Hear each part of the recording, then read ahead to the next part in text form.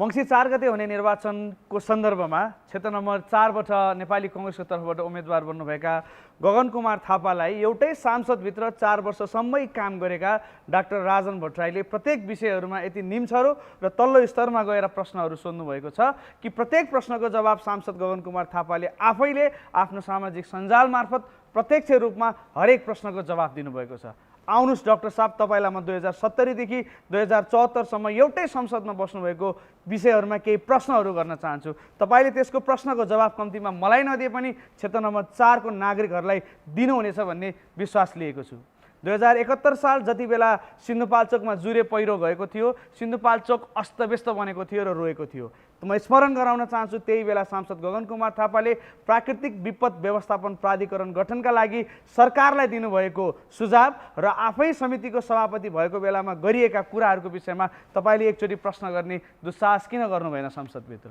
2072 सालको विनाशकारी भूकम्पमा देश अस्तव्यस्त भइरहँदाखेरि एउटै संसदमा बस्नुभएको तपाईले कतिपटक नेपाली जनताको आँसु पुस्नका लागि संसदमा उभिएर सांसदको भूमिका निर्वाह गर्नुभयो। सांसद गगन कुमार थापाले चुनिखेलको कौडोलदेखि नक्साल अनि चाबेलसम्मका प्रत्येक संरचनामा भौतिक रूपमा आफू निर्वाचन क्षेत्रमा सक्रिय रहेर काम गर्नुभयो। सँगसँगै सांसदभित्र बसेर प्राकृतिक विपद व्यवस्थापनका लागि प्राधिकरण नै गठन गर्ने विधेयक समेत प्रस्तुत गर्नुभयो र सरकारलाई त्यो गर्नका लागि बाध्य पनि बनाउनुभयो। एउटै संसदभित्र तपाईँ काम गरिरहनु भएको थियो कि यो प्रश्नहरूको जवाब तपाईले दिनु पर्दैन डाक्टर साहब? तपाईले यो प्रश्नको जवाब दिनु पर्दैन डाक्टर साहब कि तपाईँ संसदको रूपमा के गरिरहनु भएको थियो?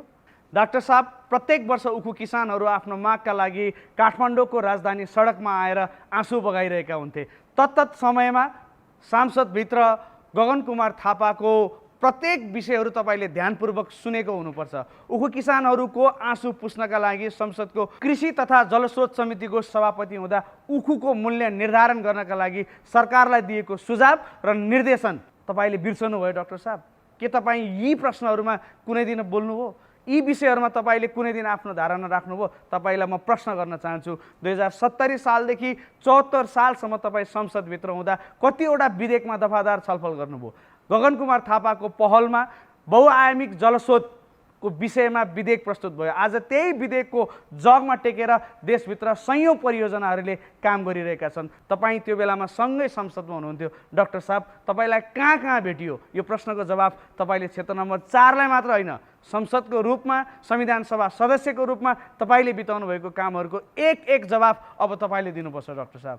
1997 को दीर्घकालीन स्वास्थ्य नीति, त्यही स्वास्थ्य नीतिका आधारमा लामो समयसम्म नेपाली नागरिकहरूले आफूले सोचे अनुरूपको स्वास्थ्य सेवा पाउन सकेनन्। गगन कुमार थापा छोटो समय 9 महिना स्वास्थ्य मन्त्री हुनुभयो। उहाँले 1997 सालदेखि चल्दै आएको दीर्घकालीन स्वास्थ्य नीतिलाई खारेज गरेर नयाँ स्वास्थ्य नीति तय गर्नुभयो। त्यही स्वास्थ्य नीतिका आधारमा काठमाडौँको महानगरपालिकाको वडा नम्बर 30 मा शहरी स्वास्थ्य केन्द्र बनेर सञ्चालनमा आयो र बुढानीकण्ठ नगरपालिकामा नगर स्वास्थ्य केन्द्र बन्ने परियोजना सुरुवात भयो। तपाईँ त्यो बेलामा संसदको रूपमा कहाँ कहाँ सक्रिय हुनुभएको थियो? म तपाईलाई यो प्रश्न गर्न चाहन्छु। डाक्टर साहब, तपाईले निर्वाचन परिचालनका क्रममा केही त्यस्ता पर्चाहरू बाँड्नु भएको छ जहाँ तपाईले आफ्नो बाल्यकालदेखि अमेरिकाको अध्ययनसम्म राख्नु भएको छ, तर तपाईँ एउटै सांसदभित्र गगन कुमार थापासँगै बसिरहेको संविधान सभा सदस्यको पद किन जनताका लागि भन्न सक्नु भएन? किनकि तपाईँ संविधान बनाउने वा संसद कायम गराउने भन्दा पनि संविधान नबनाउने र संसद भङ्ग गर्नेहरूको नेतृत्व गर्न चाहिरहनु भएको थियो। त्यसकारण तपाईले आफ्नो निर्वाचन प्रचारका क्रममा देखाउनु भएको यो संक्षिप्त परिचयमा तपाईले संविधान सभाका सदस्यका रूपमा काम गर्नुभएको कुनै पनि विषय उल्लेख गर्नुभएको छैन। यो प्रश्नको जवाब तपाईले नेपाली नागरिकलाई दिनु पर्दैन डाक्टर साहब। अब जवाफ दिने पालो तपाईको। म तपाईलाई यी प्रश्नहरू गर्न चाहन्छु। तपाईँ फेरि कुन प्रयोजनको लागि क्षेत्र नम्बर 4 मा सांसद बन्न आउँदै हुनुहुन्छ? यो प्रश्नको जवाफ दिनुस्, मेरो लागि होइन डाक्टर साहब। यो जनता तपाईलाई प्रश्न गर्न चाहन्छ। संविधान बनाउने छेडको परिचय तपाईले गुमनाम किन राख्नुभयो? यो प्रश्नको जवाब अब तपाईले दिनुपर्छ।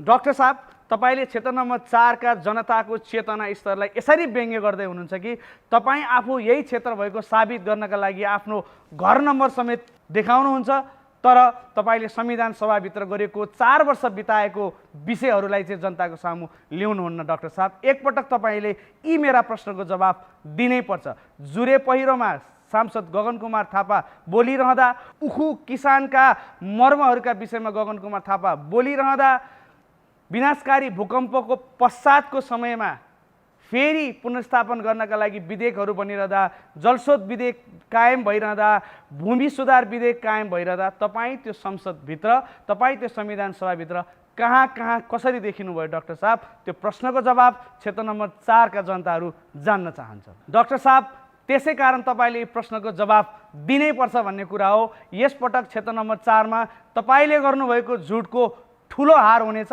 र गगन कुमार थापाले पसिना बगाएका प्रत्येक विषयहरूसँगै सत्यको जित हुनेछ। डाक्टर साहब, तपाईँलाई म अर्को कुरा स्मरण गराउन चाहन्छु। नेपालभरि 30,000 भन्दा बढी मृगौला पीडितहरू थिए। ती 30,000 मृगौला पीडितहरूको भगवान बनेर काम गरेका थिए गगन कुमार थापाले। अनि तपाईँलाई म अर्को कुरा पनि स्मरण गराउन चाहन्छु।